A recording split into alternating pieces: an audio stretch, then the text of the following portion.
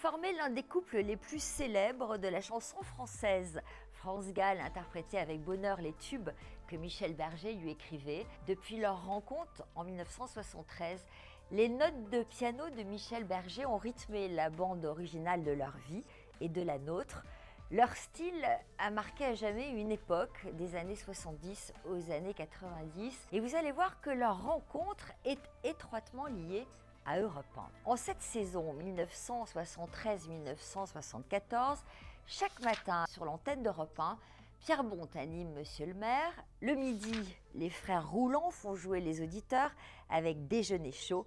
Et Pierre Bellemare propose une émission interactive.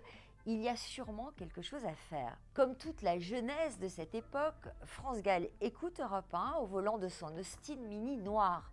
Elle est coincée dans les embouteillages quand elle entend la voix d'un jeune artiste qui chante « Attends-moi ». France est tellement conquise par ce titre, il lui semble tellement moderne et original qu'elle se rend chez un disquaire immédiatement et passe sa soirée à écouter la totalité de l'album au titre évocateur « Cœur brisé ». Elle ressent un véritable coup de foudre musical pour ce chanteur qu'elle avait déjà croisé sans vraiment le remarquer. Une photo prouve d'ailleurs que les deux jeunes artistes s'étaient déjà rencontrés sans se voir. Et c'est encore grâce à une célèbre émission d'Europe 1. Ce cliché, conçu pour les pages centrales du magazine Salut les copains, déclinaison papier de la célèbre émission radio, va devenir historique puisqu'il réunit 48 chanteurs de la génération yéyé, de Johnny à Sylvie Vartan, passant par Claude François, et juste en dessous, une jeune fille sage avec un look plus strict et une veste noire, France Gall.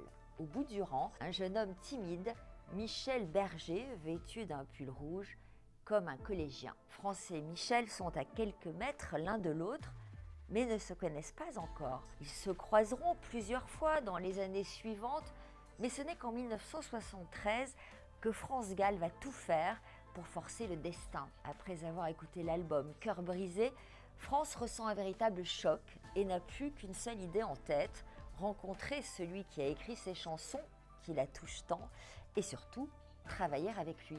Elle sait qu'elle va devoir se battre pour le convaincre, mais elle n'a plus rien à perdre. Il est bien loin le temps des succès pour celle qu'on avait surnommée la petite fiancée des Français dans les années 60. Mais à 26 ans, France est en pleine traversée du désert. Aucun de ses derniers 45 tours n'a marché.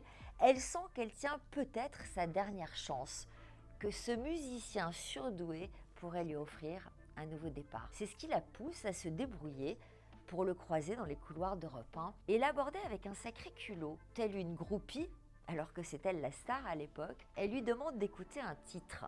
La réponse de Michel fuse, il n'a pas le temps. Mais France joue son va-tout, elle insiste et il finit par accepter de la recevoir chez lui. Pour découvrir la suite de cette magnifique histoire d'amour, je vous invite à écouter Histoire d'amour extraordinaire tous les week-ends sur Europe 1, le samedi et le dimanche de 16h à 17h et en podcast sur toutes vos plateformes d'écoute.